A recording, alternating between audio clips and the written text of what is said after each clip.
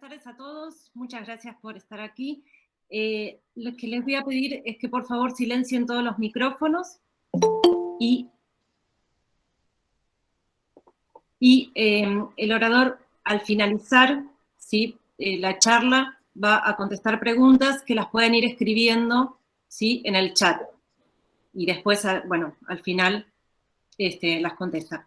Bueno, los dejo con el presidente del Ateneo, el doctor Fernando Alonso. Buenas tardes, bienvenidos. El Club Universitario de Buenos Aires y su Ateneo tienen el gusto hoy de presentar a Santiago de la Vega, que nos va a dar una charla sobre la Antártida. Santiago de la Vega es socio de nuestro club y es biólogo de la Universidad Nacional de Mar del Plata. Entre 1987 y el año 2000 participó de 4 campañas antárticas contratado por el Instituto Antártico Argentino, trabajando en proyectos de ecología costera, orientando el rumbo luego al turismo de la naturaleza con extranjeros. Desde inicio de los años 90 ha guiado numerosos grupos por áreas naturales de Chile y la Argentina. Escribió y publicó 8 guías de naturaleza de dirigentes como la Antártida, Patagonia y la selva del Iguazú. Desde 2009, todos los veranos retorna a la Antártida como guía de aves marinas con la empresa Quark Expeditions. Embarcando en viajes que exploran también las Islas Malvinas y las Islas Georgias del Sur. Agradecemos muchísimo a Santiago su presencia y los dejo con él para escucharlo en esta interesante conferencia. Muchas gracias, Santiago. Bueno, muchísimas gracias, Fernando, por la presentación, Analía. Muchísimas gracias a todos los participantes y la verdad que agradecido porque yo a fin de octubre me estaría yendo a la Antártida si no fuera por este tema del COVID. Entonces voy a extrañar a la Antártida después de como 11 años que estaba yendo todos los veranos. Así que, por un lado, hablar de la Antártida siempre me motiva a recordarla. Y bien lo saben mis hermanos y mi familia, que siempre les cuento, les muestro fotografías y demás del tema. Entonces, para contarles ahora de la Antártida, como hizo Fernando en la presentación, entre 1987 y 2020, un poco para tranquilizarlo, les puedo decir que no fui yendo a la Antártida todo ese periodo, porque si no mi charla sería demasiado larga quizás, pero tratar de condensarla en 1 hora. Pero antes de empezar, les digo que tuve como 3 etapas en la Antártida distinta. Soy biólogo marino de Mar del Plata, pero soy de Buenos Aires. Me fui a Mar del Plata para hacer la orientación marina. Entonces, la primera etapa es cuando pasé una temporada anual apenas recibido, y después volví a Buenos Aires 4 meses, y después me fui otra vez a esa misma base, la base Esperanza. La segunda etapa fueron 10 años después, no les voy a contar qué pasa en el medio, porque si no, no viene el caso. Pero la segunda etapa, entonces, año 98 y 2000, fui primero 7 meses y después una temporada de verano a otra base. En esos 10 años cambié yo, cambió la Antártida, cambió los intereses de los distintos países en la Antártida y cambió la cantidad de países, cada vez más gente interesado en ver qué pasa, entender lo que está pasando en la Antártida porque es tan importante para todo el mundo también. Y a partir del 2009, la tercera etapa, empecé a ir a la Antártida ahora todos los veranos, más o menos unos 80 viajes, en general saliendo desde Ushuaia a la península antártica. La zona que más visitamos es el oeste de la península. Así que después de 2 periodos en bases, básicamente sin salir más que estando en esas bases, en estos últimos 10 años tuve la posibilidad de recorrer y conocer mucho más, ver bases de otros países y también ir a las Islas Malvinas y las Georgias del Sur, que son 2 lugares fabulosos. Así que voy a empezar para compartir la pantalla, así les empiezo a contar un poco en este recorrido, empezando en el 1987.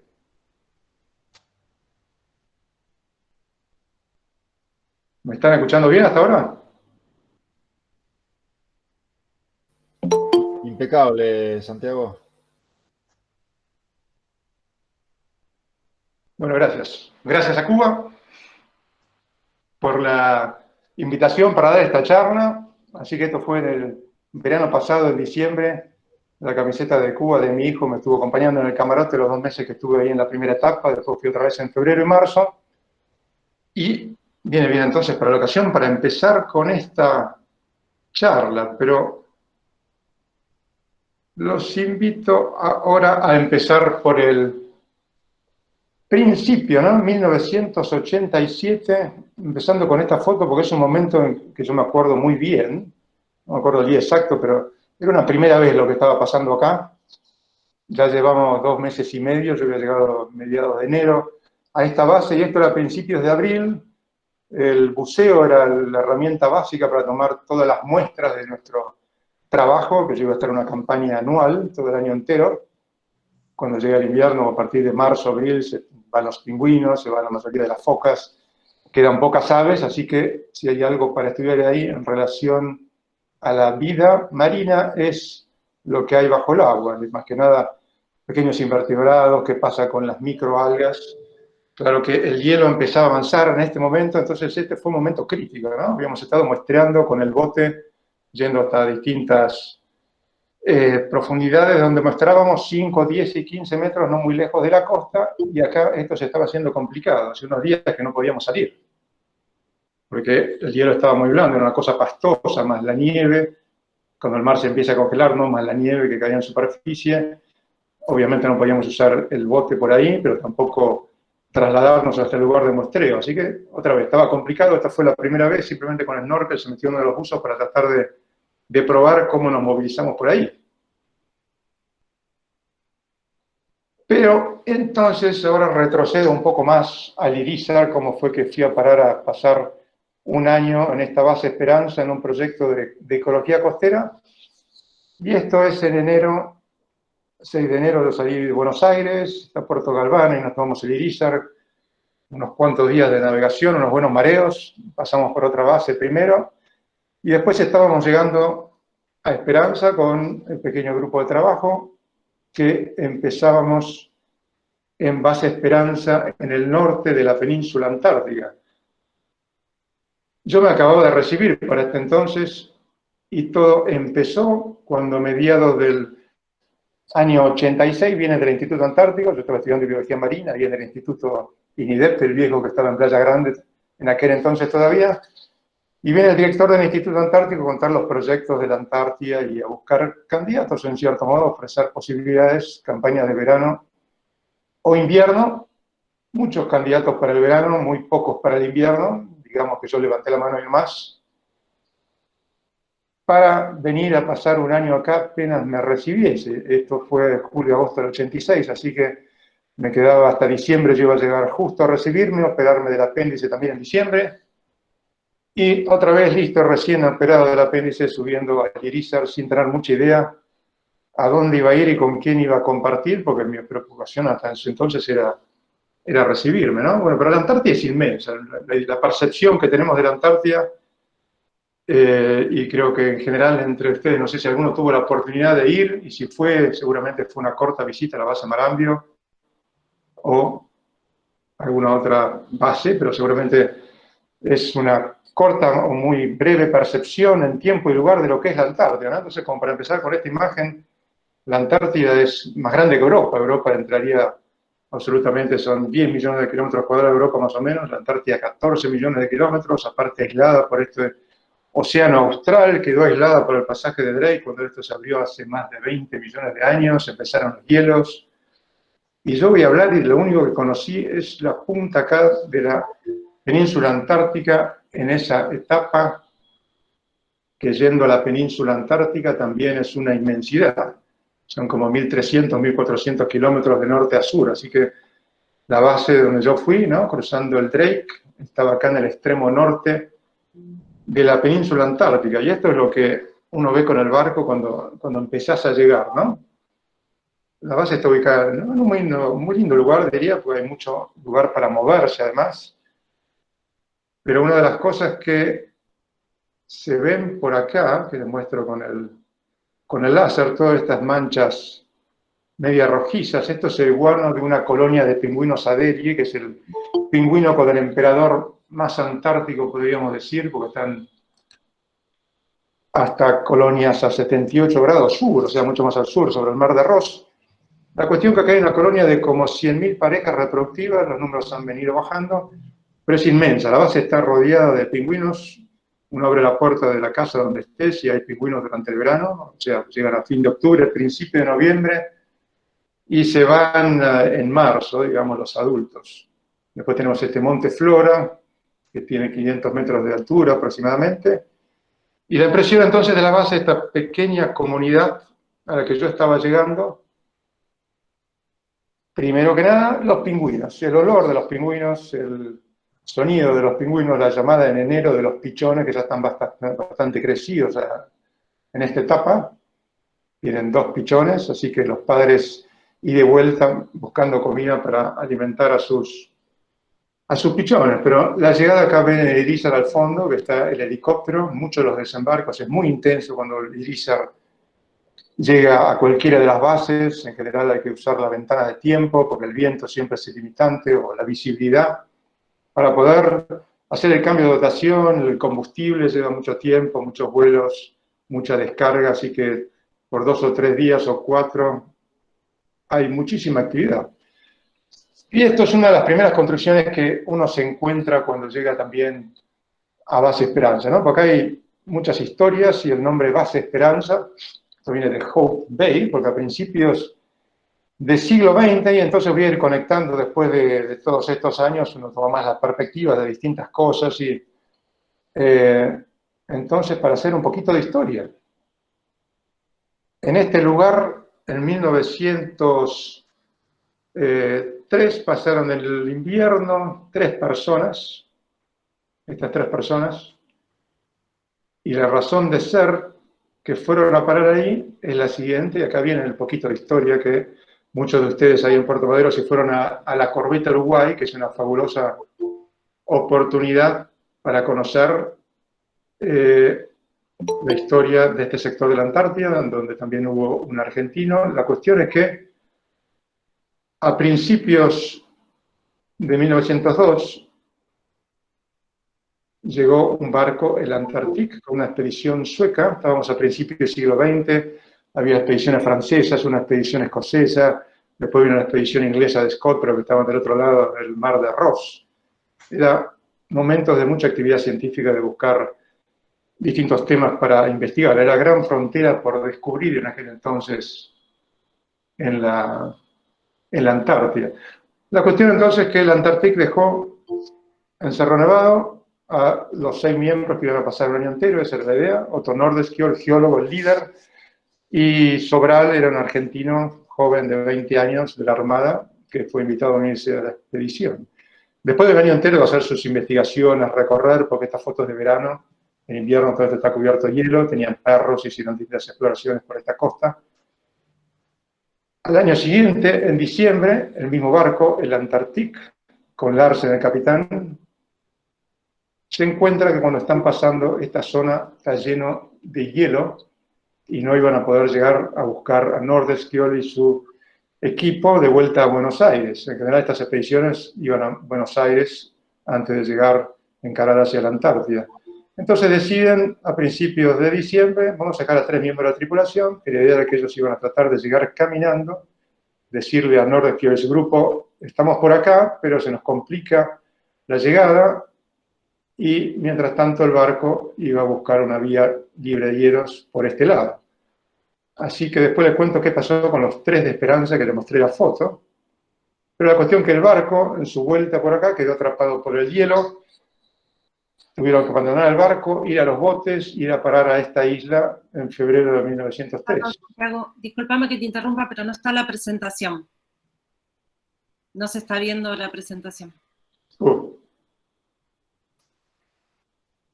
Estoy viendo perfecto.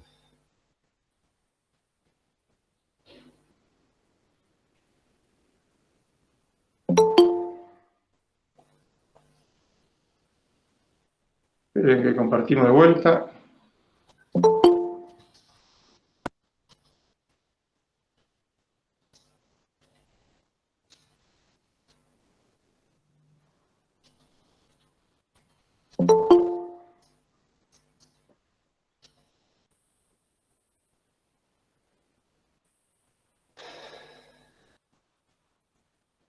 ¿Ahora? Sí, ahí sí.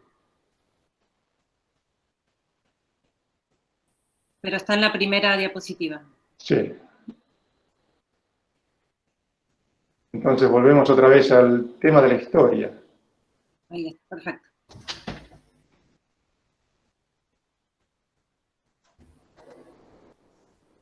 Dejaron a estos tres con la intención de llegar para acá. El barco pegó la vuelta, se hundió y no hubo más rescate o más búsqueda después del año que esta gente invernó acá. Así que ellos tuvieron que pasar una segunda invernada y estos dos grupos un invierno, primer invierno en estos distintos lugares. Así que en los viajes que hacemos ahora visitan estos lugares. Podemos visitar la isla Polet, Cerro Nevado también, y también Esperanza, obviamente, donde yo estuve, y finalmente en noviembre de 1903 la corbeta Uruguay los rescata a todos. Esta es la choza donde vivieron las 20 personas del barco Antarctique en la isla Polet. Y ya les mostré dónde vivieron los tres, ahí en Base Esperanza. Y esta es la corbeta Uruguay, entonces, que rescató a todos. Pero acá les muestro también esta foto, porque este día yo estaba acá, porque en este bote, acá en el remo, son mis 4 hermanos, era una regata. Esto es el Buenos Aires Rowing Club. Él está un poco fuera de tiempo acá, pero bueno. La cuestión que muestro esta foto también porque yo también con cara de felicidad, como los 3 que fueron rescatados ahí en Hope Bay, en Paz Esperanza, iniciando mi año lleno de expectativas, un biólogo recién recibido en este proyecto de biología marina que iba a tener actividad de buceo. Yo no soy buzo, pero siempre mi deporte fue la natación, siempre estuve cerca del agua por el remo en el Tigre, así que obviamente natación no es lo mismo que buceo, pero ya les voy a ir contando cómo eso fue progresando. La cuestión es que la base Esperanza es una base, ¿saben? La única base argentina que tiene familias. Entonces ese año éramos 17 hombres, 4 mujeres, ¿no? De las familias, las 4 que estaban, y 9 chicos, así que una pequeña escuelita. No sé si saben que incluso en este lugar, entre el 78 y el 80, nacieron 8 chicos. ¿Lo van siguiendo bien? Sí, perfecto.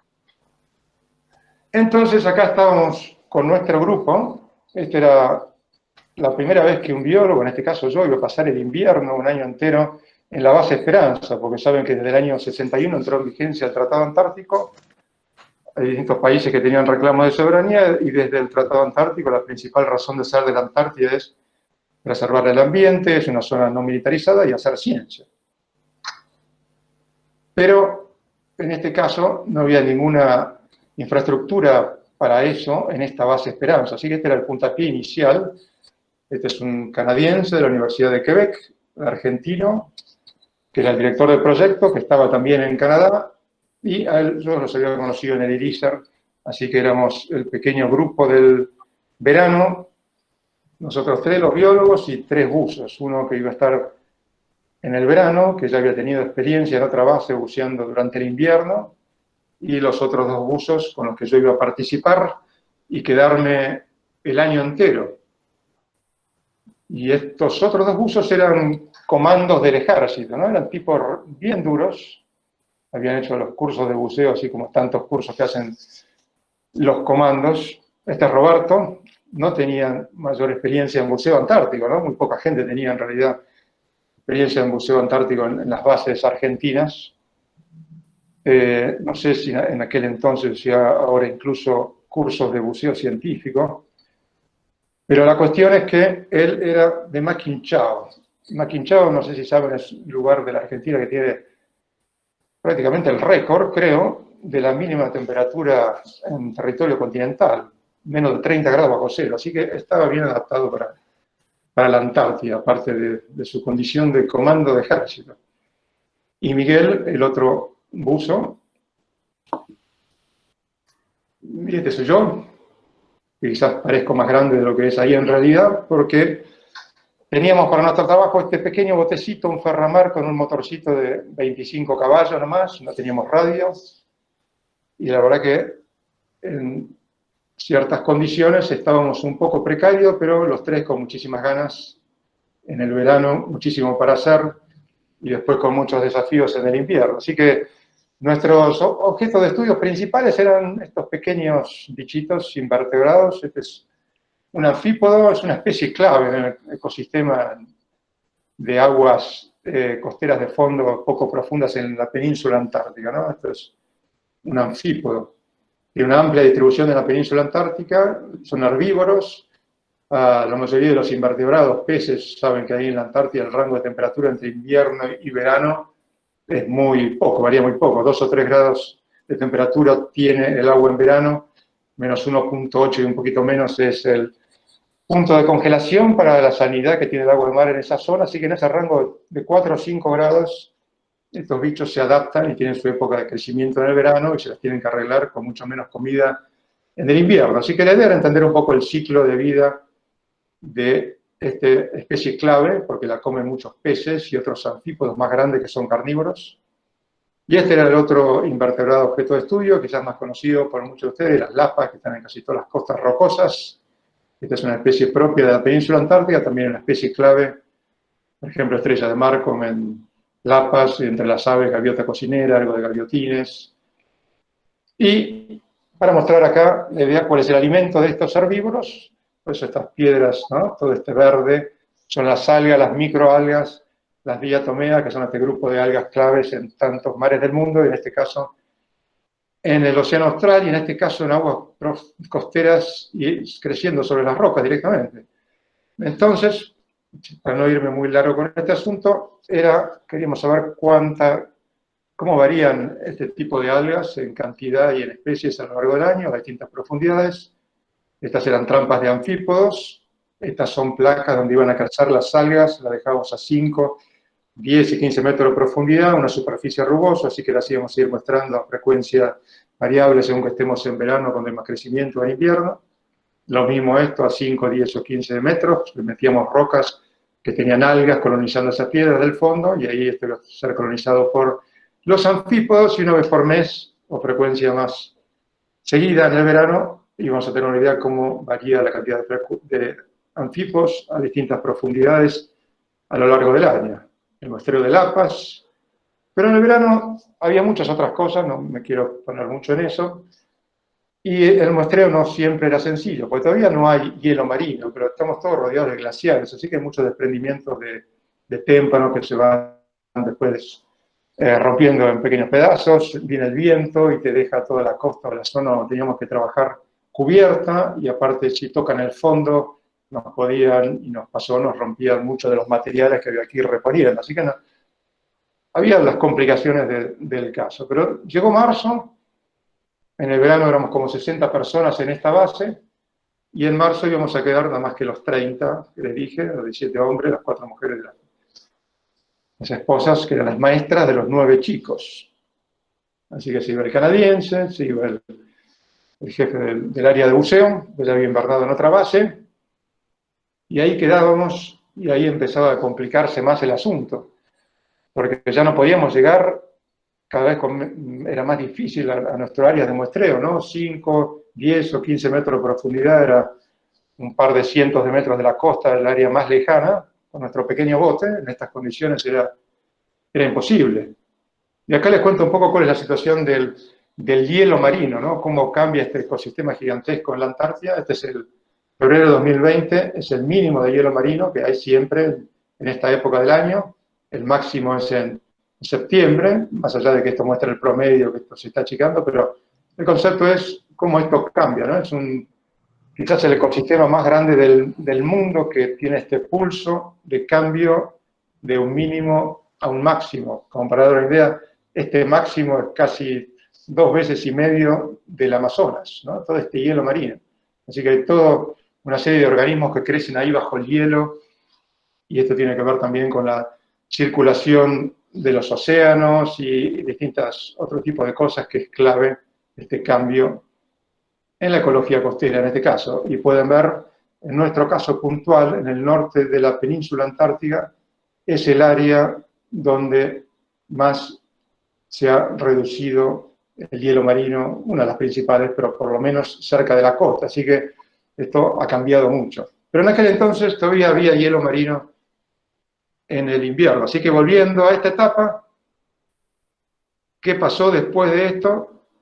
La idea fue, vieron los buzos que era viable, moviéndose por ese hielo pastoso, por lo menos a tratar de buscar, acá ven en la mano, esas placas donde crecían las algas en la bolsa para que no se lave todo, a 5 metros de profundidad, moviéndose muy complicado, hasta unos pocos metros de la orilla, a 5 metros, pero ya era demasiada distancia para llegar a los 10 y a los 15, así que ya se nos estaban perdiendo algunos datos. Así que era una etapa complicada, esta transición hasta que se forme el hielo marino, que iba a ser otra historia, porque no teníamos experiencia para eso. Además, en este tipo de buceo, cuando el buzo queda expuesto a temperaturas bajo cero y con el regulador ya húmedo, con el agua de mar mojado, se trababa, quedaba trabado el regulador y al principio, hasta que le pegamos la vuelta, el aire del tanque se perdía en unos pocos minutos, ¿no? Después era cuestión de tener esto totalmente seco y le pusimos cinta adhesiva alrededor, poníamos un poco de alcohol también, y la idea era que el buzo, una vez que se sumerja, no emerja hasta que termine el trabajo, para que el aire era el tema clave, ¿no? La temperatura del agua no iba a cambiar tanto. Tratábamos de buscar cada posibilidad viable, porque a veces viene el viento y se lleva todo, así que a la noche quizás no había hielo, tratar de buscar la posibilidad de buscar las muestras que necesitábamos, que no solamente eran esas cajas o esas placas, sino necesitaba yo también bichos vivos para el laboratorio, para experiencias de metabolismo, de crecimiento, a distintas condiciones de temperatura, de luz. Entonces los anfípodos en ese entonces se van desplazando y están en las macroalgas, entonces colectábamos macroalgas y todo rápido al laboratorio antes que se congele todo para separar la especie que yo necesitaba y hacer los experimentos del caso. Y así fue avanzando y llegamos a cuando ya esto se empieza a congelar, y esto se hacía más simple, aunque quizás parezca más riesgoso, que en cierto punto también lo es, pero era mucho más simple porque de esta manera, acá desde la costa, también se había hecho todo un pie de hielo en la costa, la diferencia de mareas era hasta 2 o 3 metros, así que teníamos que bajar al mar congelado, caminar hasta el lugar donde teníamos nuestras muestras abajo, que lo teníamos que tener identificado, y hacer el agujero en el hielo con este viejo método que se utilizaba también hace 100 años, simplemente con un pico, y la verdad que uno se moría de calor acá, este grosor de hielo, este hielo anual, ¿no? Como le mostré antes, lo que se forma en cada invierno y después desaparece. Para el próximo verano no llega a tener más de 1 metro de grosor, así que en general encontrábamos 40, 50 centímetros hacia el final de la temporada, muy rara vez 1 metro, pero ya esos 40, 50, 60 centímetros, uno transpiraba un montón para hacer ese bloque, tratando de sacarlo entero y poder sacarlo del orificio.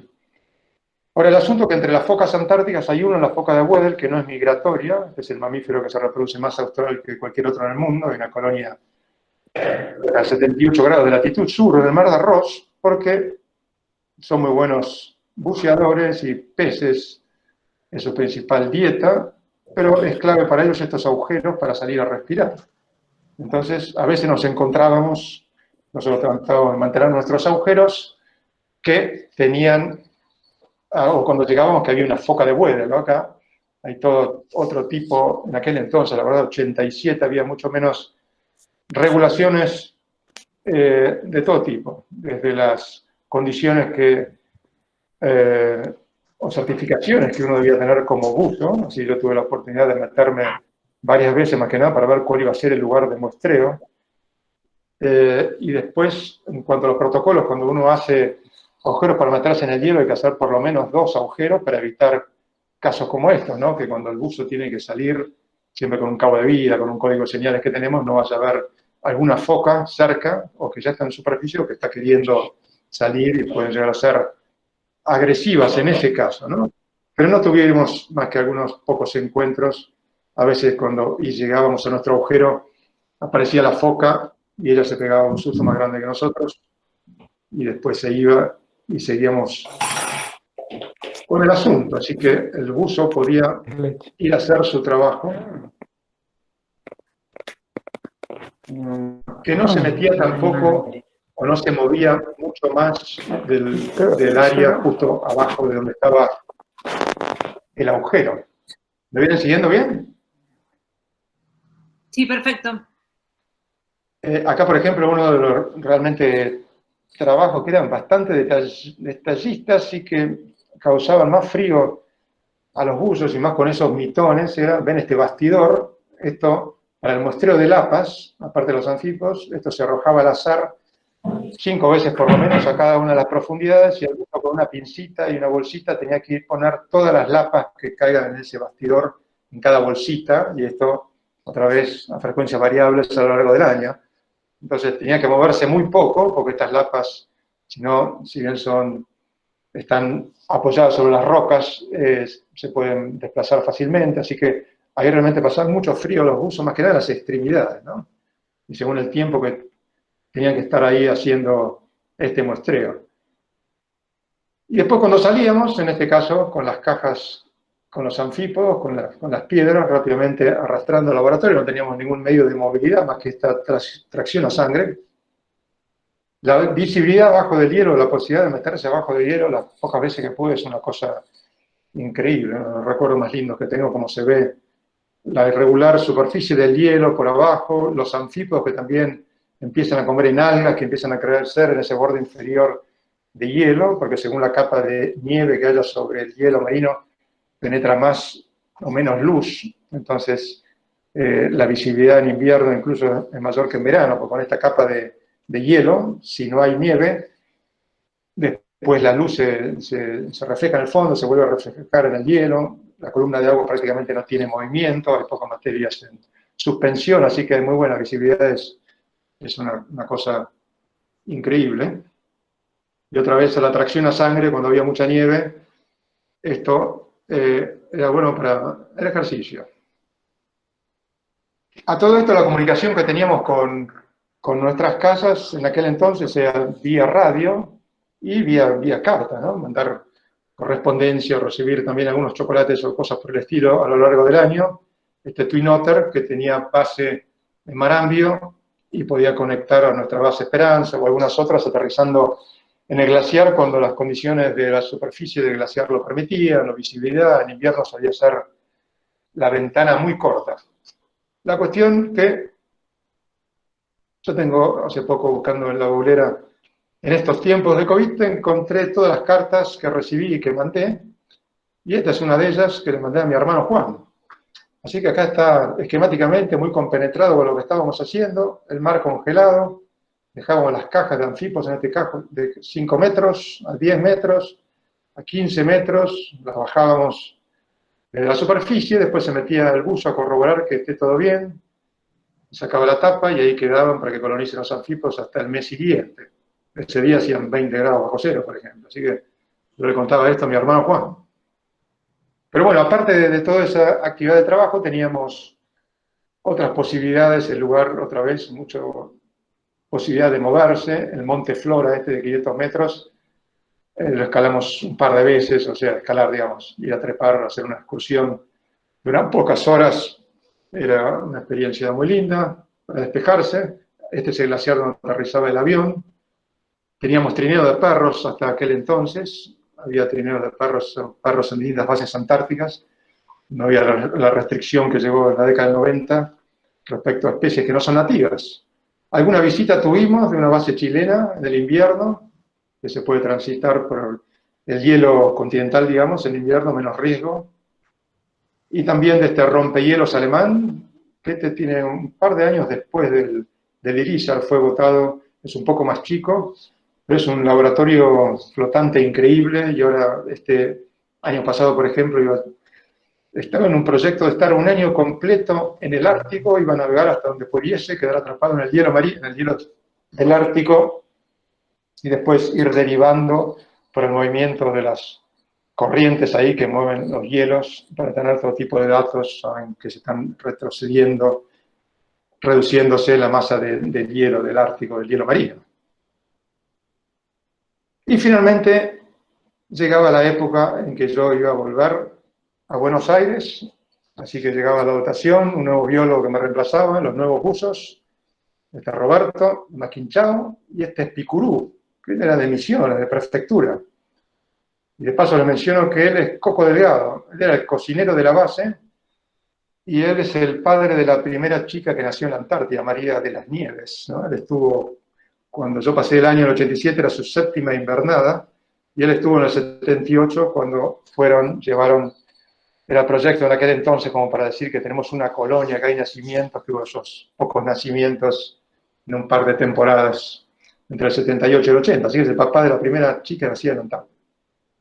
La cuestión es que Picurú, el primer día que se metió al agua, sin experiencia en aguas polares, dijo, esto va a ser imposible para mí, ¿no? Venía de bucear en el río de Misiones, pero ya no era asunto mío, por lo menos en el verano, quedaba otro equipo de trabajo, yo feliz de volver, y feliz del año que había pasado en la Antártida, así que me tomé el Twin Otter desde mi base hasta la base Marambio, y de ahí con el Hércules hasta Buenos Aires. Y la experiencia me había resultado tan atrayente, y para continuar con este proyecto del canadiense y demás, que la idea inicial era un proyecto a 5 años, es que yo, antes de irme a Buenos Aires, ya había arreglado todo para estar de vuelta en la base, después de un corto periodo en casa, otra vez. Así que en abril estoy llegando otra vez a Esperanza, y en este caso pasé 7 meses. Picurú ya se las había arreglado perfectamente. Increíble cómo uno se adapta para bucear en estas aguas. Y él era el otro buzo de esta segunda temporada, otro personaje, Gustavo Papacián, había estado como buzo profesional en las Islas Caimán después de venirse a la Antártida, así que también fue un gran cambio.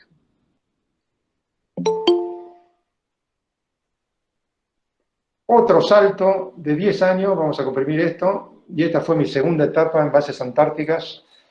Esta es otra base, donde en este caso prosperó algo buenísimo para la Argentina. De las 6 bases que tenemos abiertas todo el año, no teníamos ninguna con laboratorio propiamente de biología marina, con para ecología costera, con todo el equipo de buceo y tantas otras cosas, así que desde el año 94, Argentina en esta base, que no es la única que no dependía directamente de ninguna fuerza armada, un convenio con Alemania, con el Instituto Polar Alfred Wegener de Alemania. Ellos hicieron, ya que nosotros teníamos toda la logística, como entrar y salir, comida, lugar para dormir, etc. Construyeron el laboratorio, una cámara hiperbárica, lugar de control y equipamiento de buceo, botes adecuados, todo el equipo adecuado, incluso que hay una planta de tratamiento. A partir de la década del 90 entró en vigencia lo que se llama el protocolo para la protección del medio ambiente, así que todas estas bases que estaban abiertas todo el año tenían que tener muchos otros requisitos para impactar al ambiente lo menor posible, ¿no? Cosa que no pasaba en Esperanza en el 87, había quemas al aire libre, se hacían muchos tipos de bases en aquel entonces. No se reciclaba, no se traía todo el material de vuelta al continente con el barco logístico de cada país. Los efluentes iban directamente a la bahía o al lugar donde estuviese la base. Todo esto empezó a cambiar en la década del 90, y entre otras cosas también, no más especies no nativas en la Antártida, por eso no más perros, o no más tampoco las pocas bases que tenían algún invernadero para algún tipo de verdura y demás. Así que muy enriquecedor esta segunda etapa. Había gente, no ya yo solo, o un grupo muy reducido en el verano, sino biólogos alemanes, aquí hay un sudafricano, trabajando en distintos temas en el verano, y ahí estuve una vez 7 meses, otra vez un verano, pero acá ya 10 años después no había hielo durante el invierno, ¿no? La península antártica es el lugar del hemisferio sur, el oeste de la península antártica, donde las temperaturas más han subido, promedio 3 grados centígrados en los últimos 50 años. No hay más o mucho menos hielo marino en estos lugares donde antes había. Así que ahora otro salto de 10 años, y acá viene la tercera etapa de lo que vengo haciendo los últimos 10 o 11 años. bien entretenido, para disfrutar y mostrar a la gente que tengan este tipo de experiencias increíbles, cosa que antes estando en una base tanto tiempo, dos bases distintas, no salíamos más allá del área muy cercana de la base. Ahora embarcados, saliendo desde Ushuaia, uno puede encontrarse con ballenas, y no solo Península Antártida, como dije, algunos de estos viajes vamos a las Georgias del Sur, que es un paraíso de vida silvestre, hay 500.000 de colonias de parejas reproductivas de pingüino rey, y también vamos a las Islas Malvinas, que más allá de las dos islas principales, es un archipiélago de más de 600, con todas las islas pequeñas, y esas islas pequeñas son las que tienen la mayor diversidad de vida silvestre, o pequeñas o aisladas. Esta es la isla más austral del archipiélago de las Malvinas. Acá hay una colonia de más de 120.000 parejas de albatros de ceja negra. La cuestión con estos viajes hay mucho de navegación. Uno de los primeros barcos donde iba, me mareaba muchísimo en el Drake, que era mucho más chico con el que voy ahora, tenía 70 metros de eslora, pero ya me fui adaptando. Y el cruce del Drake, en este caso si vamos a ir siempre Península Antártica, mucha más navegación si vamos a Malvinas o a las Georgias del Sur, pero hay muchas cosas atractivas para ir viendo, ¿no? Únicas, solamente cruzando el Drake, distintas especies de albatros, 6 o 7 albatros, distintas especies de petreles, aves marinas, pelágicas, bien lejos de la costa, que nidifican en islas subantárticas, no en el continente sudamericano o no en áreas continentales, sino en islas oceánicas, ¿no? Que están expuestas a los vientos y se pasan gran parte de su vida buscando alimento, volando en el mar. Y esta es mi hija Sol. Hace unos años, cuando en aquel entonces pesaba solamente 10 o 11 kilos. Y les muestro esta foto no para mostrarle a mi hija Sol, sino para tomar la idea de la percepción. Este es el ave que tiene la envergadura alar más grande del mundo, el albatros errante. Hay individuos con registro de más de 3,5 metros. Y pesa nada más que eso, entre 10 o 12 kilos. El macho es un poquito más grande, los machos, pero tiene muchísimas adaptaciones para esto, ¿no? Hay fusión de huesos, los huesos neumáticos, como pasa en muchísimas aves, ¿no? Pero el caso extremo de adaptación en los albatros tienen como un tendón que bloquea las alas para que prácticamente no tiene un gasto energético muscular cuando se las pasan planeando. Y en ese mar que para nosotros, en el medio del mar, es todo muy homogéneo, el olfato es lo que los guía a ellos a su fuente de comida. Pueden detectar, se probó con el albatros errantes, fuentes de alimento por trazas de olfatos que hay en el mar. Ellos van volando a baja altura, estando hasta 20 millas de donde está su alimento. Y no hay muchos de ellos, tienen problemas con las pesquerías, cuando hay superposición en temporada y en tiempo. Así que, por ejemplo, esto es de las Islas Georgias del Sur, de las dos bases donde hay investigación ahí, de los ingleses. En una trabajan mucho con aves marinas. Este es el recorrido siguiendo con satelital de un albatros errantes hasta su fuente principal de comida, que recorrió entre ida y vuelta más de 10.000 kilómetros en 16 días. Esto es reciente, esto es desde el invierno pasado, esta es una hembra. Las hembras, como son un poco menores, pueden ir a áreas donde los vientos no son tan intensos, por eso tampoco se superponen machos y hembras. Es una buena estrategia para poder encontrar en distintos lugares comida para su pichón, que necesitan un año entero hasta que el pichón cambia el plumón de pichón por el de juvenil y empieza por su cuenta a hacer sus vuelos y no va a retornar al lugar de reproducción después de 5, 6 o 7 años. Otra historia, después se trata de encontrar una pareja. Pero increíble, ¿no? Pesan 10, 12 kilos, pero pueden comer hasta 3 kilos, después tienen que pasarse unas horas ahí para hacerle una buena digestión y tener una masa concentrada, liviana, pero muy rica energía para alimentar al pichón. Pero vamos ahora a la península antártica. Este es el lugar donde llegamos. Yo estuve entonces en Esperanza, este es el lugar donde estuvo la otra base, y ahora en estos viajes empecé a conocer una zona mucho más amplia. Siempre llegamos entrando por las Islas Shetland del Sur, uno de los primeros lugares de desembarco, después de un día y medio de navegación en general de Ushuaia, es algún lugar de las Shetlands, o ya encarando para estos lugares que está lleno de fiordos, y entre estas dos grandes islas, costas muy protegidas, Entonces, según los vientos, uno puede ir a un fiordo o una bahía de un lado al otro.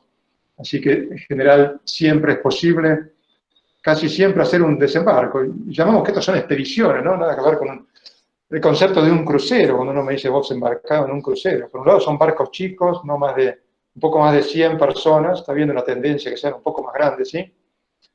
Y la temporada de esto es desde fin de octubre, principio de noviembre, hasta mediados de marzo, fin de marzo, ¿no? Al principio de la temporada, más posibilidad de encontrarse estos bandejones de hielo marino, que se van quebrando, ¿no? El viento los mueve de un lado para el otro, así que depende, en algunos lugares donde uno esté navegando, si uno quiere cruzar un canal estrecho, por ejemplo, puede haber más riesgo de cruzarse que esto esté tapado por estos bandejones. Hay una isla, esta isla es de Decepción, esto es una caldera de un volcán activo, que hace 10.000 años hubo una gran erupción, que se creó esta gran caldera, pero esto fue siempre, ustedes pueden ver la entrada, un puerto protegido desde los primeros exploradores, cuando descubrieron la Antártida para cazar focas, o después estación ballenera, la única estación ballenera en la Antártida en costa, en tierra firme, digamos, fue acá en Decepción, pero por ser aguas más cerradas, a veces cuando entramos a principio de temporada, nos encontramos con que está todo congelado. Así que también es una experiencia bajar y chequear bien y caminar sobre el hielo marino. Pero si no, hoy es clave los capitanes de los barcos. Este turismo empezó a crecer con muchos, cuando se disolvió la Unión Soviética, quedaron muchos barcos que en algunos casos eran de investigación, con pocas posibilidades de trabajo en esa área, muchos capitanes con muchísima experiencia en el Ártico, entonces empezaron a venir a la Antártida. Me acuerdo en uno de estos primeros años, mi señora me trataba de llamar al barco y el operador de radio atendía en ruso, así que fue difícil la comunicación para poder conectarnos. Pero bueno, eso también fue cambiando un poco. En este barco sigue, la tripulación sí, ucranianos, rusos, toda la gente que tiene que ver con la parte máquinas o navegación, dominan esas nacionalidades, y ya con zonas libres de hielo, siempre algunos témpanos o cosas dando vueltas, podemos encontrarnos a principio de temporada, que es muy fácil llegar a estas costas de playas de suave pendiente para visitar pingüineras. En este caso, por ejemplo, es una pingüinera de pingüino papúa. Hay 3 especies de pingüinos en esta zona que son distintos entre sí y empiezan a llegar fin de octubre, principio de noviembre, y algunos de los primeros se van según la especie en marzo, otros están hasta más tarde. Pero al principio de temporada uno se encuentra con esto, ¿no? Hay tanta nieve, los pingüinos que caminan entre el área donde está su nido, ¿no? Retornan al mismo nido de la estación previa en general. El grado de fidelidad entre parejas depende de especie y especie.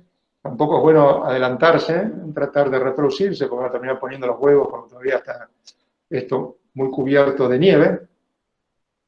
Y a principio de temporada también hay más posibilidad de encontrarnos con algún juvenil de pingüino emperador, ¿no? Los pingüinos emperadores, ¿saben? Muchos habrán visto la marcha de los pingüinos.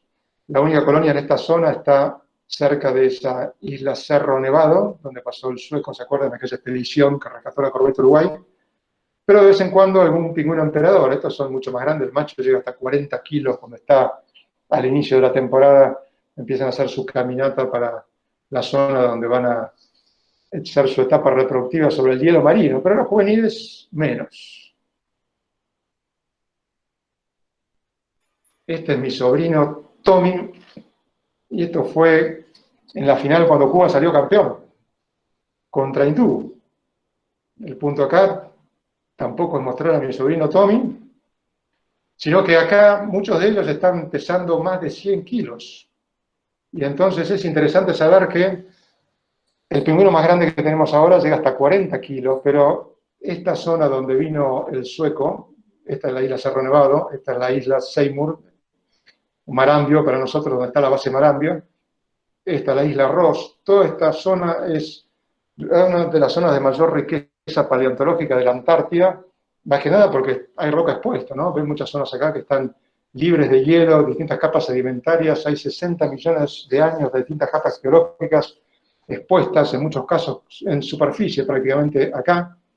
Entre ellos se descubrieron, Nordenskiöld fue uno de ellos, pero recientemente el pingüino descrito más grande conocido, promedio, ven a partir de unos pocos huesos, se reconstruyen, tenían un pico mucho más largo, promedio hasta, se estima, 110 kilos de peso. O sea, había antes, se conocen 50 especies de pingüinos fósiles, pingüinos gigantescos, por distintas razones desaparecieron, pero interesante también saber este asunto. Y algunos otros pingüinos, como este,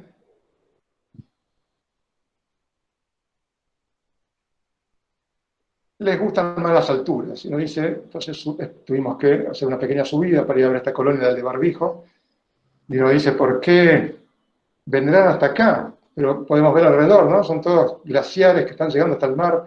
Realmente no hay muchos lugares libres de hielo y nieve en esta zona de la península antártica, mucho menos más al sur. Pero por otro lado, están en otros lugares más altos, están más expuestos al viento durante el principio de la temporada, entonces se lleva más el viento, la nieve, y pueden empezar a hacer su nido más temprano, y tienen menos riesgo de cuando esto se derrita, les inunde el nido y tener otra serie de problemas. A principio de temporada, de noviembre, también es ideal para grupos de esquiadores. En este caso es una empresa que chartea el barco, con una empresa con la que nosotros trabajamos, entonces están muy interesados siempre también en la fauna marina, en todo lo que se puede ir viendo, en toda la parte histórica, y en aprovechar para esquiar lo máximo posible. Lo ven acá todos grupitos de 5, todos cordados, con su piel de foca. Después van a buscar los descensos según las laderas que encuentren, el grado de dificultad que pueda tener cada grupo. Entonces siempre hay un guía de montaña y los 4 pasajeros, digamos, que todos tienen experiencia, muy buena experiencia en esquiar, así que esto es una cosa fabulosa, y acá enriquece muchísimo también porque entre estos guías de montaña hay gente que después dan charlas de algunas de las expediciones o cosas que han hecho, y siempre es muy enriquecedor. Y hablando de enriquecedor, además en este caso de los guías de montaña, con la gente con la que yo trabajo, ¿no? Entonces en todos los barcos, digamos que tenemos la parte de tripulación, como le dije, muchos rusos, ucranianos, que tiene que ver con la parte de navegación, máquinas, la parte que tiene que ver con hotelería, muchos filipinos, países centroamericanos, y nosotros de la empresa Quark, digamos, tenemos que ver con todo lo que es las distintos desembarcos, expediciones, la parte mucho de educativa, actividades de kayak, etc.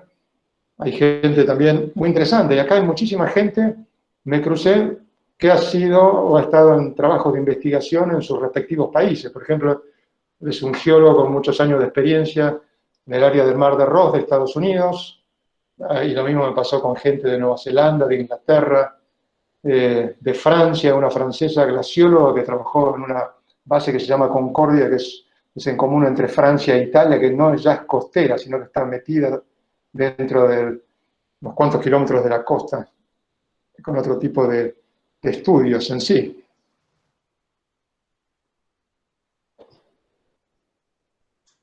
Y en este caso también, por ejemplo, el líder de expedición no es toda gente relacionada a la actividad de ciencia, digamos, o que haya estado en eso. Él, por ejemplo, un personaje que me tocó como líder de la expedición unos cuantos años, fue ministro anglicano viviendo en comunidades en el Ártico por muchos años, pero deportista también, esquiador, que en la década del 70, fin del 70, participó de la primera expedición soviética canadiense que cruzaron desde Rusia, Unión Soviética en aquel entonces, hasta Canadá, pasando por el Polo Norte, 3 meses esquiando. Y hacen todos esos relatos, presentaciones a la gente, así que eso enriquece mucho todo esto. Y para cerrar un poco con eso, este es Ed Webster, también una persona muy interesante. Él va como historiador, pero participó en la década del 80 de una expedición por la pared este. Al Everest era nada más que 4, sin Sherpa, sin radios, y perdió 8 dígitos de parte de los dedos de la mano y bueno, su relato de esa expedición es algo también muy enriquecedor en estos viajes. Volviendo entonces a los pingüinos, a la fauna que uno puede llegar a ver. Esta es en la isla Paulet, donde estuvo Larsen, ¿se acuerdan cuando se le hundió el barco Antarctic? 2000 parejas reproductivas. Así que este pingüino de la Delia es el que permitió sobrevivir a más expediciones de principio del siglo XX que ningún otro. Llegaron acá en febrero, así que había muchos pingüinos todavía, cazaron muchos pingüinos, lo mismo le pasó a los 3 de Esperanza, así que es increíble llegar. Nosotros en general estamos 3 horas en estos lugares y atravesar con lo que cuesta desembarcar, ¿no? Acá ven el barco atrás, muchas veces no se puede porque hay mucho hielo marino, esto más del lado del este de la península antártica, más difícil de navegar. La inmensidad antártica se siente más de este otro lado, puede haber más viento, grandes témpanos tabulares. O sea, las veces que logramos desembarcar acá ya es un logro. Caminamos por el borde de la pingüinera, distintas etapas. Esto es a principios de enero, fin de diciembre, cuando eclosionan. Es muy sincrónico esta especie, y esto ya es hacia mediados de febrero, el pichón listo a cambiar el plumón y está por su cuenta después el resto del invierno. Esta es otra especie, también son pichones, así que distintas cosas del ciclo de vida desde el principio de temporada, depende de cuando uno vaya, hasta febrero, marzo, abril, ¿no? Cuando está alimentando de krill y de vuelta. No hay ningún predador terrestre, así que estos bichos son re curiosos, más que nada los pichones, cuando están algunos de sus padres, ¿no? Madre y padre, los dos dan de comer, no sabemos cuál es, a simple vista al menos, el macho o la hembra, difícil saber. Algunos predadores como los escúas, pero el principal riesgo para los pichones siempre es que no haya suficiente comida. Así que va pasando la temporada y una vez que los pichones cambian el plumón y hacen sus primeras nataciones cerca de la costa, sin experiencia, es cuando puede aparecer el leopardo marino, cuando hay más chances de verlo. Estos pueden ser muy territoriales. Entonces en el invierno pueden alimentarse más de krill o de otro tipo de peces, otro tipo de organismos, pero en el verano, cuando están los pingüinos, más que nada al principio, cuando llegan todos los pingüinos, o al final, cuando los juveniles otra vez empiezan a hacer sus nataciones, por sorpresa son fáciles de atrapar, y acá estos bichos se pueden hacer un festín. En algunos lugares no es tan fácil desembarcar. Hay una colonia de pingüinos de barbijo que es, si más de uno habrá visto las presentaciones de la BBC con David Attenborough, hay una colonia de pingüinos de barbijo que es como un anfiteatro que siempre, por único censo de la década del 80, se cree que eran 100.000 parejas. Hace poco se sabe que son 50.000 porque los números han venido para abajo. Pero bueno, no es tan fácil desembarcar porque está más expuesto a una rompiente, así que hay que tener, acá siempre parte del equipo está listo para dar vuelta al gomón y toda la gente poder hacer esto de manera segura. Y hacia fin de temporada lo que pasa en este lugar también y en muchos otros de la Shetland del Sur, esto es en la Shetland del Sur, en la isla de Excepción, ¿se acuerdan lo que dije, la caldera volcánica? Esto es en el lado externo de la caldera. Hay muchos de estos machos del lobo de 2 pelos que ya se empiezan a dispersar después de que pasó su etapa reproductiva de su harem, ¿no? Entonces son riesgosos, pueden ser riesgosos moverse entre tantos y a veces impiden el desembarco. Y no solo pingüinos, cormoranes con sus pichones, y no solo aves, invertebrados, bichos raros como esto. Esto es un isópodo, ¿no? El otro era un anfípodo con el que yo estaba trabajando, les decía. Esto tiene que ver con anfi, distinto, podo, extremidades, isópodo, iso, igual. Esto es un pariente, digamos, conocido, es el bicho bolita. Pero hay muchas cosas, muchas adaptaciones. Este es un medio muy extremo, así que en general la estrategia acá es poner pocos huevos, pero con muchas reservas, con una cámara incubatriz, como ven acá, que nacen ya los juveniles ya con la forma del adulto, así que es encontrarse cuando uno va caminando por la costa con estas sorpresas siempre es atrayente. Y aparte también hay algo de flora, musgos, líquenes, incluso 2 plantas con flor, y esta es una que se llama Colobanthus quitensis, y les menciono el nombre latín, porque quitensis fue nombrada por Quito, Ecuador, ¿no? Esta se distribuye a todo lo largo de la cordillera de los Andes, puede crecer hasta 5.000 metros de altura, ¿no? Es una planta de altura, adaptada a estas condiciones extremas, distintos tamaños de hojas según la zona, tiene una pequeña florcita blanca de dispersión de polen y de la polinización, ¿no? Dispersión de semillas por el viento, ningún insecto polinizador. Pero interesante ver todas estas cosas y entender un poco el ecosistema y la fragilidad que esto tiene, increíble cómo está también durante el invierno. Incluso con capa de nieve pueden hacer fotosíntesis y seguir creciendo. Pocas cuando uno está navegando con los gomones, no en un desembarco, entonces necesariamente uno puede estar buscando como la foca cangrejera, foca de Weddell, elefantes marinos, ahí también. Con los kayaks, esta es una oportunidad para pocos, en realidad es para más o menos 16 del grupo de 100 y pico kayakistas, son los que pueden tener la oportunidad de hacer kayak cada vez que sea posible, si el viento lo permite. Entonces, pocas veces he tenido la chance de subirme al kayak acá y es increíble, ¿no? Sin el ruido del motor, más allá de que tenemos todo tipo de medidas precautorias, regulatorias para distancias a mamíferos marinos y de apagar motor y de dónde uno se acerca o no. Con el kayak no hay nada de sonido. Esta es una ballena minke muy curiosa, se acercan, uno está en el gomón, se vienen realmente muy cerca, pueden pasar.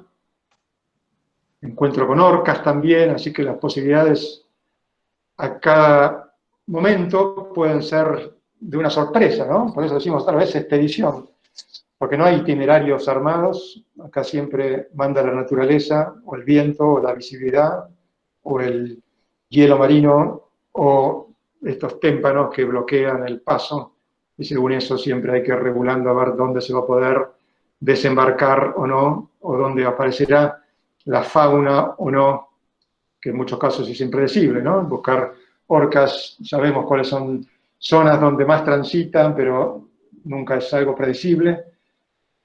Y otra vez hablando de la gente con la que trabajo y de las charlas que ellos dan y de las experiencias que han tenido. Ella es una de las guías kayakistas, por ejemplo, la primera mujer que circunnavegó las 3 islas de Nueva Zelanda, ella es de Nueva Zelanda, pero más recientemente, en un grupo de 3, también hicieron la circunnavegación del archipiélago de Svalbard, tardaron 72 días.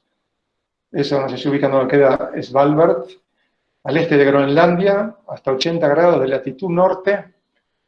Hay osos polares, así que gran riesgo. Cada vez que paraban tenían que ir armados en un tramo más de 24 horas con costas de glaciares sin poder parar en ningún lado. Así que ella da una charla de esa experiencia, de contar de una manera totalmente con simpleza, así que siempre otra vez muy enriquecedor compartir con ellos estos lugares y con la gente que visita, los témpanos de formas y tamaños cambiantes, siempre también presentes como sorpresas que uno no sabe dónde van a estar, ¿no? Como estos arcos, incluso como este gigantesco, no sé si se acuerdan, julio 2017 apareció en las noticias el desprendimiento de ese gigantesco témpano de la plataforma de hielo Larsen C, ¿no? Que esto era al este de la península antártica. Este es el segundo témpano más grande jamás registrado. 5.000 kilómetros cuadrados, esto es el tamaño de Gales, para que se den una idea. 2 años después, esto fue el año pasado, o sea, esto fue en diciembre, no, en febrero de este año, en un viaje de Georgia del Sur, paramos en las Orcadas, después, un poco al sur de las Orcadas, camino a la península, estuvimos todo el día navegando con un pedazo de ese témpano gigantesco original que ya se había quebrado por lo menos en 2 pedazos, ¿no? Estos gigantescos témpanos tabulares que van a pasar años y años, se van quebrando y los van nombrando según los cuadrantes de qué zona de la Antártida, porque también son un peligro para la navegación, pero totalmente impresionante, todo un día seguido, mucha comida acá alrededor, así que muchas ballenas, aves marinas en ese borde de ese témpano gigantesco. Y después, además de la vida silvestre, hay mucho de historia también de la Antártida, en distintos lugares. Otra vez los que empezaron y llegaron primero de acá fueron los cazadores de focas, después los cazadores de ballenas. Única estación en tierra, la que le mencioné, en la isla de Excepción, pero este es los restos de un barco ballenero en un lugar muy protegido, porque era una zona donde 1914, una vez que empezó la Primera Guerra Mundial, fue un auge también de la caza de ballenas, entre otros temas, por la glicerina que se obtenía para hacer la nitroglicerina, ¿no? Pleno auge de la Primera Guerra Mundial otra vez. Y esto parece que después de una muy buena temporada con los tanques llenos, estaban listos como para volver, material combustible. La idea aparentemente es que hubo una fiesta celebrando, se cayó una vela o algo que iluminaba, se prendió fuego todo rápidamente, el capitán dijo, vamos a parar el barco para que estemos todos a salvo, había otros barcos, todos se salvaron, se perdió la carga, y esto queda entonces de lo que pasó aquel enero de 1915 para ir a conocer y explorar un poco de la historia. Ven que hay un velero acá atrás, más de una vez, hay algunos veleros que cruzan, los que van en velero, en algunos casos son veleros particulares directamente, pero también pueden llevar pasajeros, 5, 6 o 7 pasajeros que son muy específicos, o buceadores, o alpinistas, o esquiadores a principio de la temporada, o con algún programa de filmación o cosa por el estilo, pero este era un lugar muy protegido, a veces hay 2 o 3 veleros acá. Hay una de las empresas estas antárticas que organiza incluso buceo en la Antártida, van a bucear acá en el casco para ver todo lo que ha colonizado lo que está en el casco ahí sumergido del barco. Y yendo ahora a la única estación ballenera de la Antártida, en esta isla de Decepción, esta es la gran caldera del volcán de esa erupción de hace 10.000 años, acá está el barco, y acá está una estación ballenera que funcionó desde el principio del siglo XX hasta el año 31, cuando ya por la menor demanda y por la sobreexplotación de ballenas empezaron a cerrar, más allá del auge de los barcos factorías. Pero quedan los restos de los grandes tanques y quedan los restos también, no solo porque esto se abandonó de hace rato, sino porque a fines de la década del 60 hubo 3 erupciones volcánicas y destruyó muchos de los restos que había acá de las construcciones, vino desde las laderas lava y lodo y tapó todo, entre otras cosas las 40 tumbas que había del cementerio. De todos esos años solo quedan estas en vista. Otro lugar histórico, esto ya es al sur del Círculo Polar Antártico, algunos de los viajes cruzan el Círculo Polar Antártico, vamos a la Bahía Margarita, ahí está la base de San Martín de Argentina, por ejemplo, pero esto es una pequeña isla que se llama Stonington, la base del mismo nombre, muy cercana a 200 metros, una base norteamericana. Acá, por ejemplo, invernó en la década del 50 Vivian Fox, no sé si lo tienen a Vivian Fox, en la década del 50, más tarde, fue el primero, junto con Edmund Hillary, que atravesaron la Antártida con el proyecto de Shackleton, que quedó trunco, que era la idea desde un extremo de la Antártida hasta el otro, Mar de Weddell, a Mar de Ross, atravesando el Polo Sur, ¿no? Entonces, esa expedición en la década del 50, liderada por Fuchs y con Hillary de Nueva Zelanda, fueron los primeros que en el 50 lo hicieron. Vivian Fuchs ya tenía entonces experiencia, haber invernado por acá. Base británica abandonada, pero en buen estado. La puerta está abierta, no está bloqueada, está permitido entrar y visitar, y está todo como quedó la base cuando fue abandonada prácticamente a la década del 50, después de muy pocos años de uso, porque se dieron cuenta que había tanto hielo marino en esa zona, era muy difícil la logística para hacer el reemplazo de dotación. Esta sí es otra base pequeña que se puede visitar, y yo veo que ya me estoy extendiendo, pero fue cerrada en su momento y con el turismo la abrieron en la década del 90 y está todo tal cual era en la década del 50. Esta base se abrió en el 44-45, una operación inglesa ahí que abrieron 3 bases, todavía el fin de la guerra, también por los movimientos de Argentina y Chile, para la bandera de cada uno de los países en distintas zonas.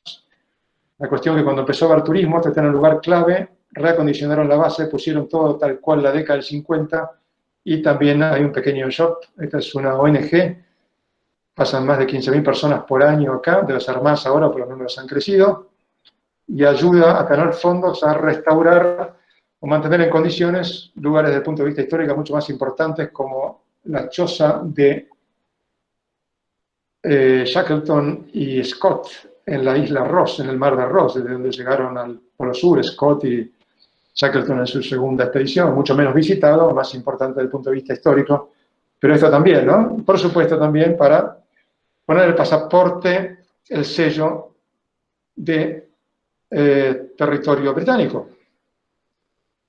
Y en el caso argentino, algunas bases visitamos como Brown, pero no para visitar la base en sí, así que otra vez, en la perspectiva de todos estos años he podido visitar todas las bases argentinas permanentes y temporarias, salvo Belgrano, porque está en el mar de Weddell, que es muy difícil, solo en rompehielo se llega. Y nosotros decimos que tenemos, porque es cierto, 6 bases abiertas todo el año, ningún otro país tiene tantas, pero cuando uno ve y visita otras bases como Inglaterra, lo que ha hecho Inglaterra es cerrar bases, 2 de sus bases las han cerrado y por el simbólico precio de una libra esterlina se los han dado a otros países traspasados que han querido ser miembros del Tratado Antártico y concentrado toda su energía en muy pocos lugares. Esto otra vez no es una base científica, es un lugar histórico interesante de visita por turismo histórico. En Brown nosotros paramos por este punto panorámico, acá muy linda caminata, otra parte del grupo hace recorridos en gomones y etcétera, pero la base en sí no tiene, lamento decir, nada para ofrecer cada vez que bajamos ahí, y es triste. Acá había un laboratorio marino, desde el único que había de biología marina, antes de esto que hay ahora con los alemanes, pero se quemó en el año 84 y desde entonces no pudo recomponerse.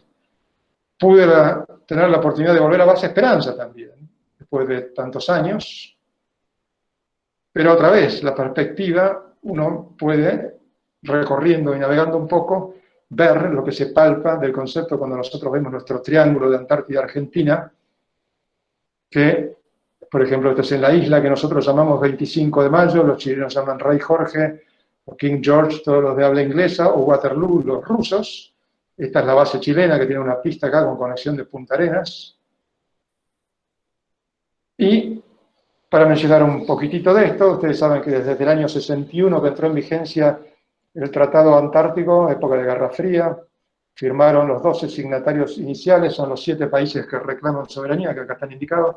Nosotros nos superponemos todo con Reino Unido, parcial con Chile, y aparte se suman Noruega, Australia, Francia, Nueva Zelanda, y los otros 5 países que suman los 12 en aquellas épocas de Guerra Fría, por supuesto Estados Unidos y la Unión Soviética que era entonces, también Japón, Bélgica y Sudáfrica, pero se fueron sumando países de los grandes jugadores como China en la década del 80, y otra vez, en esta isla, que nosotros llamamos 25 de mayo, muy cerquita de la base chilena que mostré antes, a 300 metros está la base rusa Bellinghausen, 2 kilómetros para otro lado está la base china, cuando se sumaron los chinos en la década del 80, la Gran Muralla, impresionante, la primera vez que la visité fue en el 98, cuando estuve haciendo una de las campañas, varias veces ahora porque queda cerca de la pista chilena, algunos pasajeros llegan por avión. Esta ya es otra base ucraniana ahora, esta es una de las que le mencioné que los ingleses les pasaron a 2 países distintos. Una es el caso de Uruguay y esta es otra, Ucrania. Esta base se abrió en la década del 50, se llamaba Faraday originalmente, y son muy cordiales los ucranianos. Cuando uno llega están feliz de recibir visitas, más que nada cuando venís al principio de la temporada, porque han pasado el invierno entero, la dotación, ¿no? Y siempre viene bien frutas o verduras frescas o cigarrillos o cosas por el estilo, y nos hacen también una recorrida por la base para ver qué es lo que están haciendo en ciencia. Y entre otras cosas, este es el lugar, este es un aparato que mide la concentración de ozono, no es el original, pero cuando estaban los ingleses acá, fue junto con otra base que tienen los ingleses, donde después de datos de algunos años, como esto es el 79, por primera vez publicaron en la década del 80 el tema del famoso disminución de la concentración de ozono, ¿no? Ven acá esta unidad de Dobson, cómo se mide la concentración de ozono, cómo había crecido en el año 91 respecto a lo que era el 79. Ahora hay muchos más medios para medir vía satelital y etcétera, pero es un lugar histórico entonces desde ese punto de vista. Y durante la década del 90 y principio del siglo XX, el tema de cómo afecta el aumento de la radiación ultravioleta por esta disminución del ozono era lo que muchos países tenían en sus proyectos de investigación, pero esto fue cambiando, porque ahora se sabe que el ozono se va recuperando y se estima que en 50 años estarán los niveles de los fines del 70. Esta es la base inglesa, una donde han concentrado muchísimo. Acá tiene una pista aérea con conexión con Malvinas. Esta es una base norteamericana que se llama Palmer. Estados Unidos tiene 3 bases, ¿no? Nosotros podemos decir tenemos 6. Estados Unidos tiene 3. Pero una de las bases de Estados Unidos, por ejemplo, McMurdo, que está sobre el mar de Ross, llega a tener 800 personas, llegó a tener hasta 1000 personas. O sea, es mucho más grande que todas nuestras bases juntas, si solamente la consideramos en personas, ni que hablar de la infraestructura y equipamiento tecnológico para todo tipo de investigaciones, o la base que tiene Estados Unidos en el Polo Sur mismo, Amundsen Scott.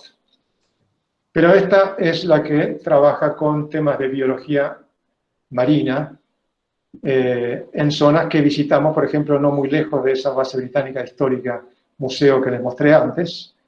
No recibe muchas visitas, solo 3 veces creo que pude venir acá, porque tienen un programa muy intenso, así que todo se programa con 1 año de anticipación, pero sí están muy contentos o muy en claro tienen, que quieren mostrar los países qué es lo que están haciendo y qué tecnología tienen. Así que, por ejemplo, esta base, así como tantas otras, esta está de la década de los 60, es donde se viene midiendo con el registro de la temperatura, simplemente de los datos que tienen en la base, que la temperatura promedio anual en los últimos 50, 60 años subió 3 grados centígrados, pero la promedio invernal subió 6 grados centígrados. Así que eso es muchísimo más. ¿Pero qué significa eso? Como dato suelto, lo que significa es que la península antártica no es un lugar muy frío, ¿no? El promedio anual de temperatura ahí es cercano a 0 grados. Lo que pasa entonces ahora es que tenemos muchos más días, y más que nada en el invierno, con temperaturas sobre 0. Y esto es lo que genera que hay mucho menos días con el mar congelado, así como les mencioné antes que no pasa más en Esperanza o en Jubani, donde pasé mi segunda etapa. En la fin del 70 había 200 días con el mar congelado en promedio en muchos de estos lugares, ahora hay nada más que 100. Y eso cambia absolutamente toda la ecología de estos lugares.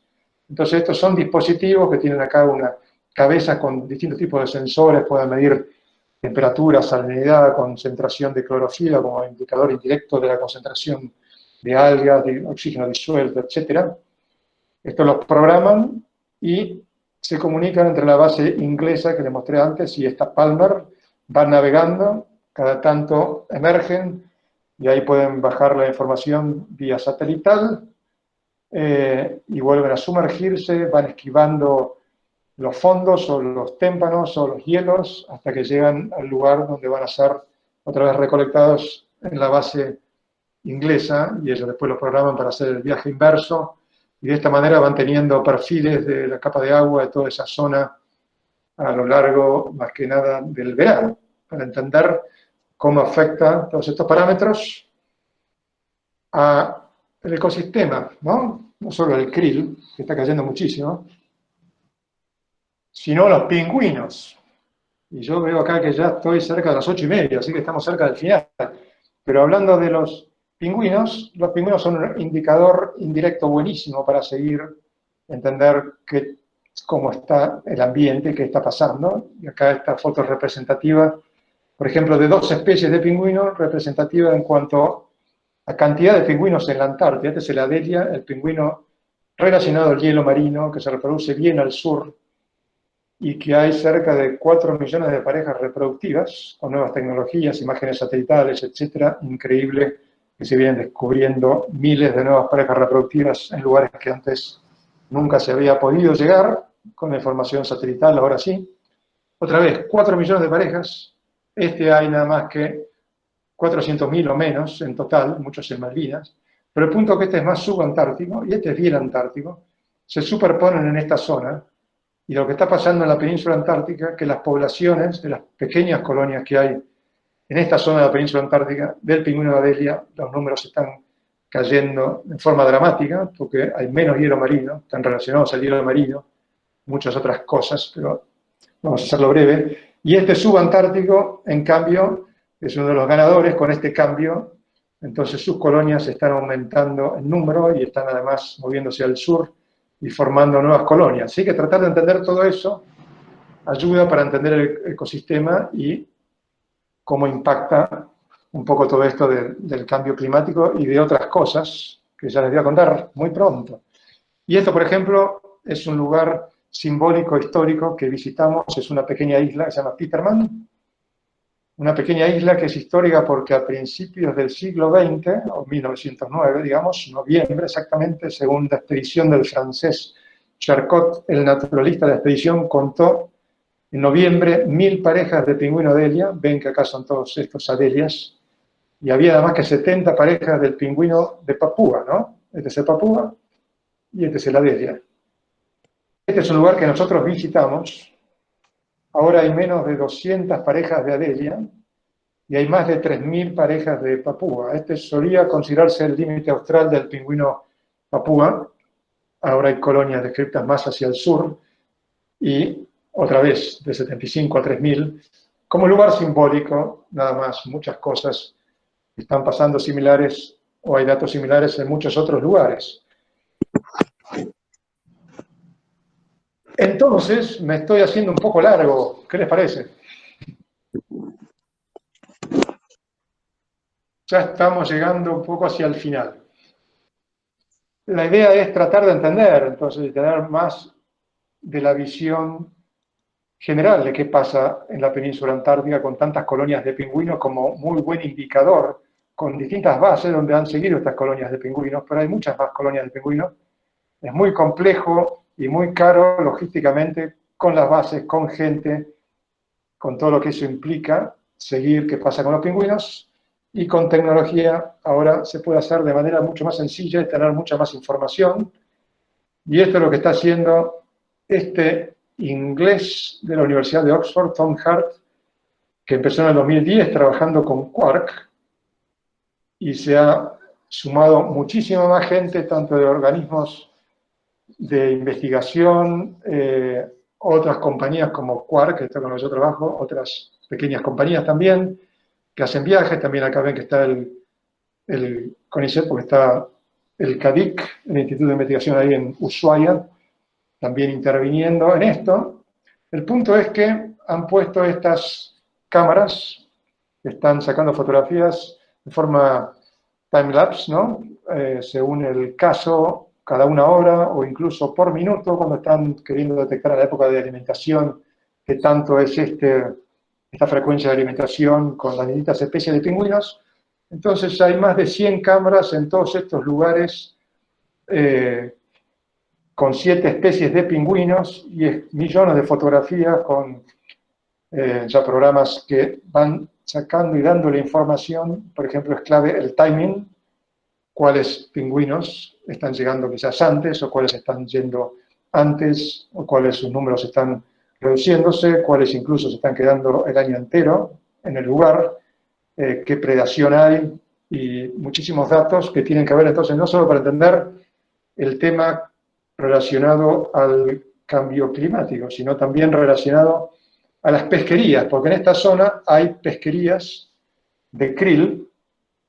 Entonces los que toman las decisiones cada año que dan las cuotas de krill, es clave tener información científica apropiada para que esas cuotas sean las adecuadas. Por eso no solo países y no solo la convención específica que hay para que da estas cuotas, que son 25 países miembros del Tratado Antártico y una convención que regula los recursos vivos, sino que también hay organizaciones, y uno de los objetivos es crear grandes santuarios marinos, porque estas pesquerías se superponen en tiempo y espacio cuando están todos estos pingüinos, además de las focas y ballenas, comiendo, alimentando a los pichones, y etcétera. Entonces estos santuarios marinos, hasta determinada superdistancia de todas estas colonias, serían áreas vedadas totalmente para la pesca, o áreas solamente para pesca con fines de investigación, o áreas para fines de pesca comercial en épocas restringidas. Eso, regular de esa manera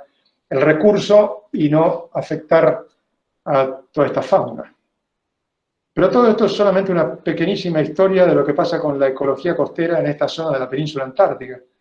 Y para tener una idea qué clave es la Antártida y cuántos otros países intervienen, yo les mencioné esos 12 países signatarios originales cuando esto entró en vigencia en el 61. En el año 87, en mi primera campaña, eran 29 países los miembros del Tratado Antártico. Hay dos categorías, consultivos, con voz y voto, o no consultivos.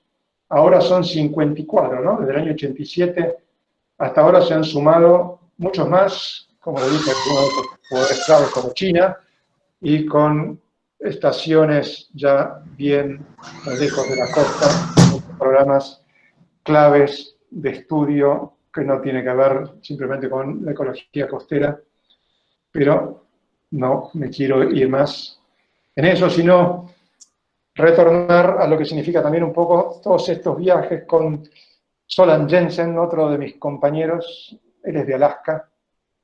Siempre dice en un tono con un poco de ironía cuando se presenta el Reservorio Intelectual de Norteamérica, Alaska. Estudió filosofía, un maestro tocando el banjo, y es una de esas personas que tiene la habilidad de él mismo, como se lo ve en esta foto cuando lo saqué hace 2 o 3 años, pero de transmitir a las personas, poder lograr ese momento de contacto con la vida silvestre, ¿no? con la naturaleza, ponernos en calma. En este caso es lo que yo veía que está haciendo él, ¿no? Acá uno escucha como el chisporroteo de los hielos, no hay ningún motor o nada cerca. Esto era cerca de donde tú no vas a Argentina también. Primavera, quizás el soplido de alguna ballena. Había otros que estaban viendo un leopardo marino sobre un pequeño témpano, era la atracción para un par de zodias, que nos vamos acercando de a uno, etc. Pero él apreciando, como todos los que hacemos esto, ese momento de grandeza de estar ahí en la Antártida. Así que después de todos estos años, esa punta de la península antártica, esta es una tarjeta navideña de Chile, pero muy linda, significa tan lejos, pero también tan cerca y tan bella. Así que muchísimas gracias para todos, creo que me extendí un poco más de lo que era la idea original, así que ahora voy a cerrar la presentación para dejar abierto para intercambiar preguntas. Bienvenidos, los que quieran. Sí, a los que se fueron sumando les comento que para no tener problemas con los audios, que escriban las preguntas en el chat, ¿sí? Por favor. O lo que deseen escribirle a Santiago. Acá estoy chequeando a ver si hay alguna pregunta que hayan venido haciendo en el chat. Sí, hubo 2 preguntas mientras estabas hablando. Ya buscamos una de... Sí, acá yo encuentro una que me preguntan el tema del recorrido del albatros errante de los 10.000 kilómetros, y lo repiten habitualmente. Sí. Si no van a las Malvinas a buscar alimentos. O sea, el albatros errante no nidifica en las Malvinas, nidifica en las Georgias del Sur, en algún otro grupo de islas subantárticas. Entonces, por un lado tiene una incubación del huevo muy larga, de 80 días, es la especie de ave con la incubación más larga, donde los dos machos y hembras se intercalan en la incubación. Pero una vez que nace el pichón, cuando el pichón es muy chico, el requerimiento de comida de ese pichón no es tan alto, así que no es necesario que macho o hembra vayan tan lejos y uno va a quedar a cuidado del pichón en esos primeros meses. A medida que avanza el verano, este huevo puede eclosionar, se hace la puesta en noviembre, fin de diciembre. Por ejemplo, a medida que avanza el verano, el pichón es más grande y hacia el fin del verano, si ya tiene un tamaño suficiente, va a poder pasar el invierno con una frecuencia de alimentación mucho más espaciada, ¿no? Y acá es cuando vienen estos viajes más largos.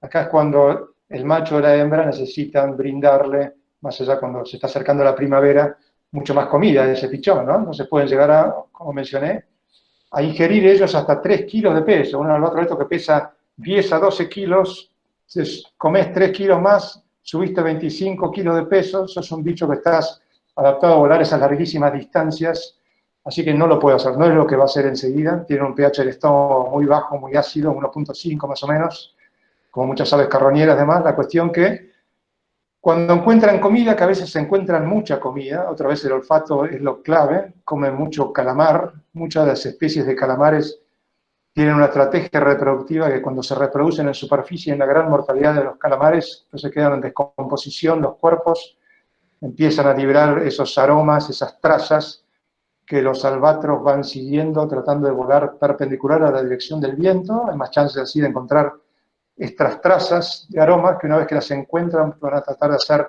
en zigzag, encontrar la fuente de alimento.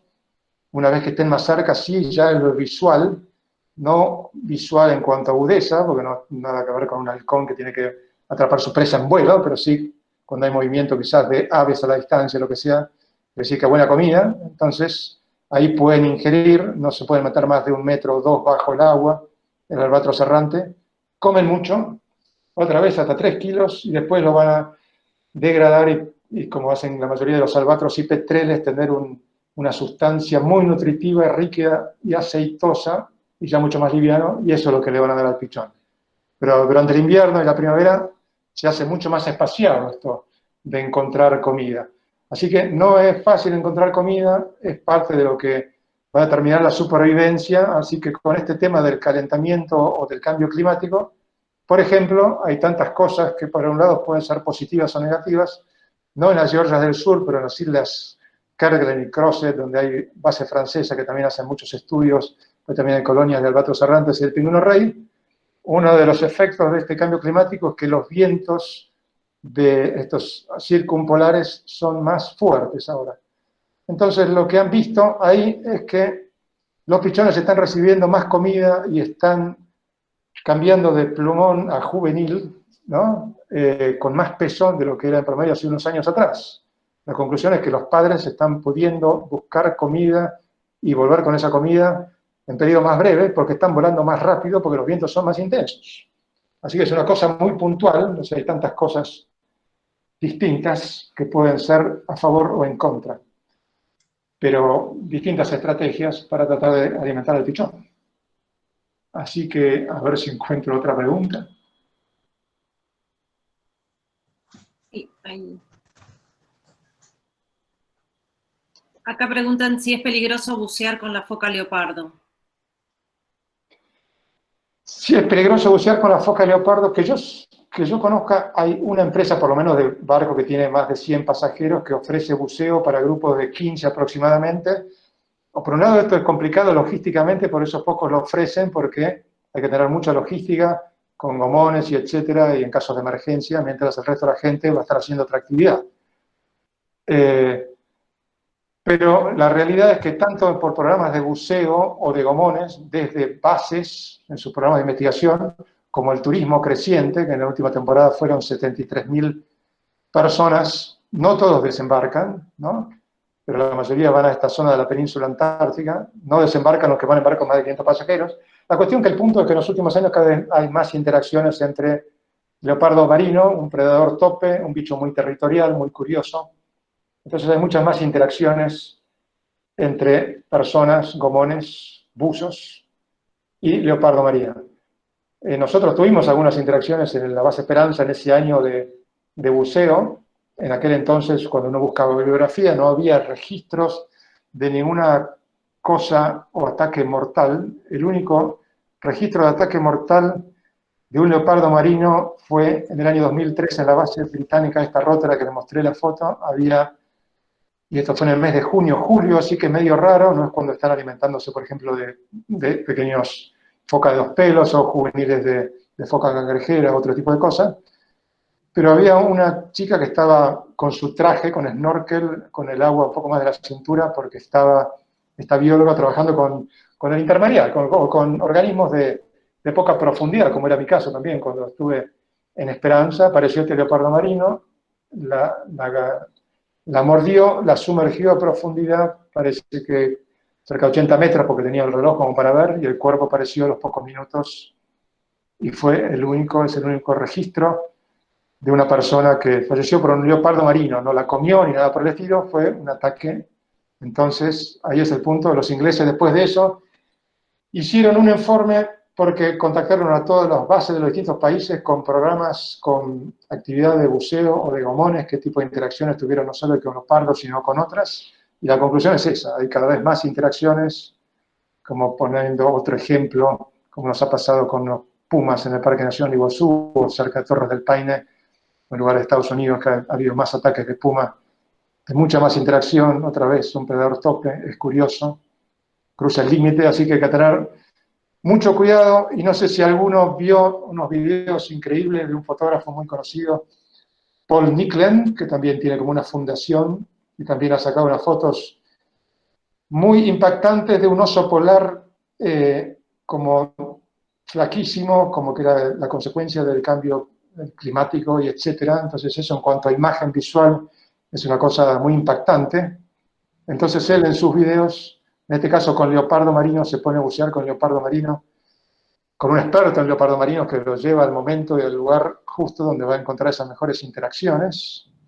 Y en esos videos, si quieren cliquear ahí en YouTube con Paul Nicklin, aparece hasta un leopardo marino, él está con su cámara, que en un momento le ofrece el cuerpo de un pingüino muerto, que él dice que se le ofrece como a manera de interacción, como para jugar, o de qué manera. Él quiere un poco desmitificar, para los que se hayan enterado del caso de esta bióloga inglesa que falleció, pero para mí eso no es tan así, sino que para mí realmente puede ser peligroso. Así que todas las bases tienen sus protocolos ahora de chequear antes de ponerse a bucear que no haya leopardo marino cercano, y siempre hay que estar observando.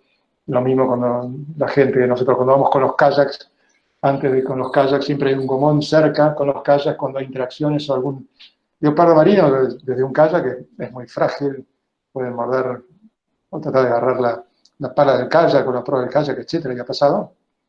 Así que puede ser peligroso. Sí.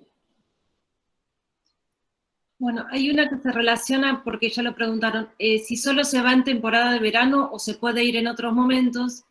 Y otro oyente también preguntó si podés dar algún contacto a nivel turístico, algún viaje turístico, si podés, si tenés... Sí, o sea, la temporada de esto es, desde cada vez se está alargando un poquito más, quizás, está viendo esta tendencia creciente, ¿no? Hay una organización de operadores de turismo antártico que nuclea a la mayoría, no es obligatorio, pero a la mayoría de los que operan en la Antártida, para que esta actividad se pueda ir manteniendo, y hay muchísimas, entonces, normas y protocolos. Cada lugar donde uno desembarca, por ejemplo, no se puede bajar más de 100 personas al mismo tiempo, y demás. La empresa con la que yo trabajo, que tiene cerca de 20 años, y la mayoría de estas empresas trabajan en el Ártico y en la Antártida.